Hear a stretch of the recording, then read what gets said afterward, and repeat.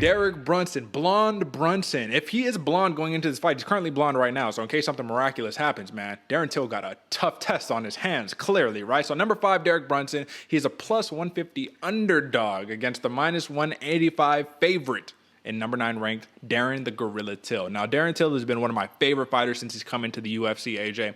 But I have to say, off the bat, alert right here, folks. If you listening, stop what you're doing. Head over to your local gambling, website, or you go to your local bookie and go put some money on Derek Brunson, because this line is outrageous. This is outrageous. It should be flipped. It should be minus 185 Brunson, plus 150 Darren Till.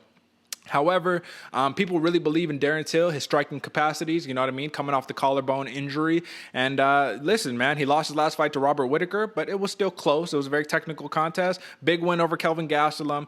Back-to-back losses against T. Wood, Mr. Albicho ass, who was beaten. Now we're going on like super zero asses. It's been like 5 fights. 0 asses have been beaten, nonetheless. And you know what I mean? Game-bred Jorge Masvidal. His last win after Gastelum was Wonder Boy, man. So it's like he has the spurts where he can do it, and then he doesn't do it, and then he can do it. Nonetheless, Derek Brunson, man, he's been on a hell of a run. Kevin Holland, Edmund Shabazian, Ian Heinich, I can't pronounce some boy's name, so I'm going to skip it. Last loss was to Israel Adesanya, man. So this feels very Marvin Vettori-esque to me, does it not?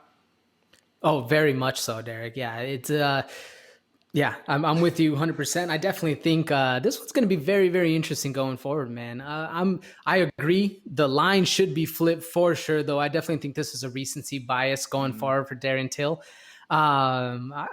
I'm interested to see how Till brings it out, man. With the shoulder injury, the collarbone injury, and him being an up and down fighter, I think he was expected to do a lot better going forward.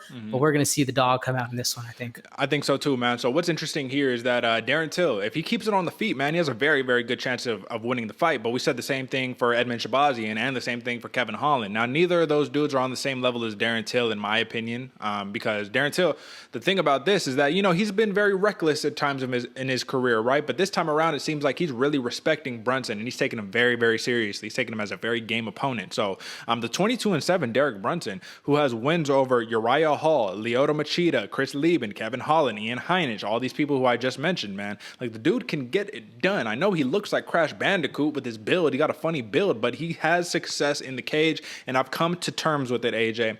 Doesn't matter how boring you fight, a win is a win is a win. And listen, man, if I'm putting money on it, I'm putting money on Derek Brunson on this one, regardless if you think he's going to win or lose, just because the odds are very high that he gets the job done. Now, let me ask you this, man. BJJ black belt is Derek Brunson, former NCAA D2 wrestler, All-American wrestler out of the state of North Carolina is Derek Brunson. Do you think he will be able to get Darren Till to the ground? And if he does, do you think he'll be able to keep him there? Because I think that's the big question we're all asking here. Some people think Till is just going to keep it on the feet the whole time. Some people think Brunson to keep it on the ground the whole time. I think it'll be a healthy mixture of both. What do you think?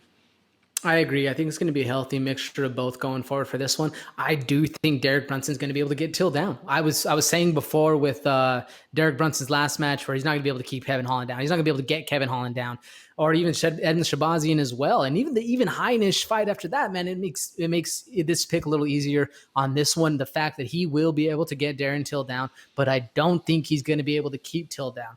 I think Till has had a long time to be able to work that. We all know, even if you're a fan of the sport, if you're casual or not, you know Derek Brunson's game plan. He's going to be shooting for a double leg. He's going to be trying to get this one to the ground. He's going to be humping and praying all night long for that decision win. And I think Darren Till also knows it, and he's going to be able to at least get taken down, but be able to stand back up. We saw that in the Tyron Woodley fight or any of Darren Till's matches. He's not the best on the ground, but he is very, very talented, but he just likes to swing and bang a little bit better. He may not be, the cream of the crop on the jiu-jitsu or on the mat, but he is very, very talented. And I don't think he's going to be able to, or he's not going to be held down by Derek Brunson, whereas Derek Brunson, that's his goal the entire time, man. Just hold this dude down, beat him up, position over submission. Whereas Darren Till, he's able to work those funky submissions going back and forth. We haven't seen it lately, but I do think that once that butt hits the mat, Darren Till will be able to stand up after that. What do you think, Derek? Will be able to keep him down, or is Derek Brunson going to be laying and praying to the victory on this one? Well, I think that it's going to be one of those situations where if he's not able to keep him down, he's going to keep taking him down time and time and time again. And the reason why is something I noticed in film study, man. So we know that Darren Till is a big middleweight, right? We know that. Even though he started his UFC tenure off as a welterweight, he is a big, beefy dude, you know what I'm saying? And we're talking about height. 6'1" is Derek Brunson, 6 foot is Darren Till. So he's right there. He's matching him, you know what I'm saying? He's thick. However, in his fight against Kelvin Gastelum, who has notoriously been a tweener between the middleweight and the welterweight divisions, right? He's not really a welterweight, can't really make the weight. He's a very small middleweight. But what did we see in the beginning of that fight? Basically throughout the whole entire fight. Kelvin Gastelum was able to get underhooks on Darren Till so easily. And that's the first thing they teach you in jiu-jitsu class, man. If you grab the underhook, you have the leverage, use your head for the positioning, and you can just toss him to the ground. If you don't want to toss him to the ground, you got the double underhooks, close your hands together, you got the body lock, toss him to the ground. Derek Brunson is so skilled at doing that, and if Darren Till just allows him to do that, I think it's going to be a long night because he's going to go back to it time and time and time again. And he's done it against other opponents. He's done it against more skilled opponents in terms of grappling and wrestling than Darren Till. I do think, though, one thing about Darren Till, though, AJ, that is the X factor here is the mental, you know what I mean? The mental game. I think that Darren Till might pull out some gorilla craziness. He cut like a crazy Mike Tyson promo on the Ariel Helwani MMA Hour, and he was just saying, he was like, listen, man, like I don't care. I'll take 1,000,000 losses to get to where I need to go, but I'm going to get it, and I'm going to go and do all that crazy stuff, you know what I mean? And I just think that that might play a little X factor here because I do think that Darren Till is more mentally tough than Derek Brunson is. However, it feels like Brunson is coming to his own, man. He's accepted his fight style, he's accepted who he is, and he does not give a damn about what anybody says about it because guess what? He says none of this stuff is personal. Kevin Holland, it was personal because Kevin Holland was talking some trash that was a little, across the line and whatnot. He said for all this other stuff, it's just business, man. And if I get the win, I'm looking for that rematch against the winner of Izzy versus Whitaker. You know what I'm saying? So, that's like, we know that. And we know that this is a Southpaw versus Southpaw matchup, man. So that makes it really interesting too, man. But do you think, this is what I wanted to ask you earlier, do you think that the same predictable nature of Derek Brunson's game where you want to take him down and do all that, doesn't that apply to Darren Till as well? We know he wants the 1-2. We know that big left hand is what he's searching for. Time and time after again, it'll be a jab, left hand, right? And I think that's part of his downfall is that's a little predictable, man. You know what I'm saying? He rarely follows up on it. So what do you think about that? Yeah, I mean, it's hard because you're going to revert back to what's most comfortable. And if you're throwing that, like you said, you're throwing that jab left hand each time and it's working and you're seeing results for it, but you train it out of it. And you're training, okay, I'm going to hit him with a 1-3. I'm going to do something different this one. But then the punches start flying, the adrenaline starts pumping and you go back to your habits. So I do think that we're going to see the habits come out to play in this one, kind of almost a predictable fight for both sides.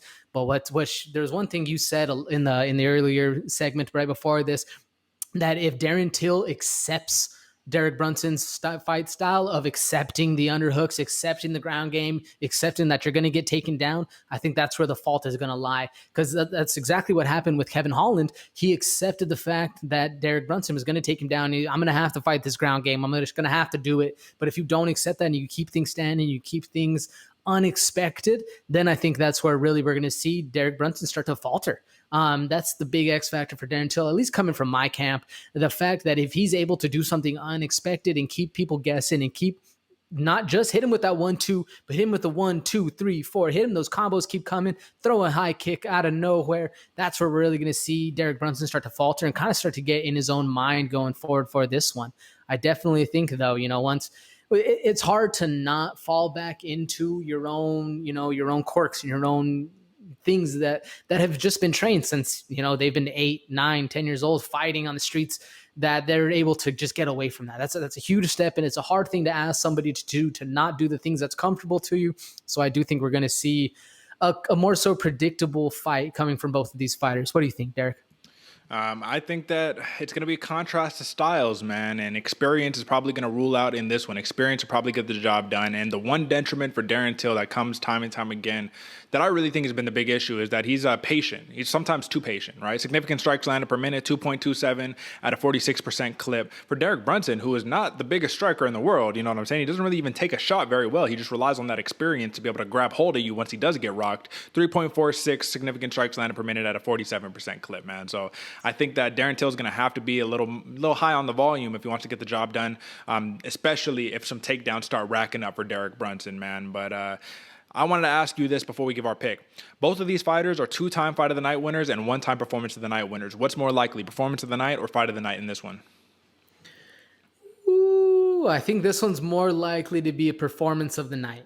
I think if we are going to see this one go out, or either way, we're going to see a one-sided fight on this one. Whether it be the takedowns of Derek Brunson or whether it be the standing performance of Darren Till, I think we're going to see a Performance of the Night for either camp, and not necessarily the dog fights we would be seeing for a Fight of the Night. What do you think? I think that is surprising to see Fight of the Night written next to Derek Brunson's name personally, but I'm going to go Performance of the Night, man. I think it's either going to be a stunning knockout or it's going to be a decision that's just a grueling, dominant decision. And, sometimes Dana White, he will reprimand his fighters by not even putting out a Fight of the Night at all. He'll just give a couple bonuses out, be like, y'all didn't even deserve Fight of the Night because all these fights fucking sucked. You know what I mean? Not sucked, don't get me wrong, but he can be kind of harsh on that one, man. But I do think that there's big implications on this one. So the last and final question I have for you. If Darren Till loses this fight, he would officially be 1-4 in his last 5. If Derek Brunson loses this fight, he would be 3-2 in his last 5, man. So clearly back against the wall situation for Darren Till. I don't see the man getting cut after a loss personally. I think he's too big of a star. You know what I mean? He has such international traction for the fan base. Nonetheless, man, I mean, pressure is on clearly on Darren Till, right? Oh, yeah, I think very much so. The pressure is on Darren Till a lot more than Derek Brunson. And I agree with you. I don't think either of these fighters are going to get cut. I do think, though, with the loss for either one of these guys, we're going to start seeing them a lot lower on the card. And if you follow Uncle Chael, that's almost worse. That's almost worse than getting cut, So, yeah, the pressure for sure is on Darren Till on this one, and I definitely think he's gonna own up to it. He's been out of the game for quite a while, so I think we're gonna see a resurgence of Darren Till coming in this one. And I'm honestly just hoping we don't see a hump fest all night long, man. Well, I mean, get ready for it. It's probably going to happen. You know what I'm saying? But even if it's just like fighting up against the cage, clinching back and forth, man, I'll tell you what, X factor here, AJ, underhooks. Whoever can establish the underhooks on this one is going to have some success, man. So give me your pick and why, AJ. Yeah, I'm going Darren Till KO round 1. I think he's going to get it done. At least that's what I'm hoping for. I could easily see Derek Brunson getting it done the other way, man, because he is on an absolute roll. So don't be surprised. Go throw some money down on that massive 150-point underdog.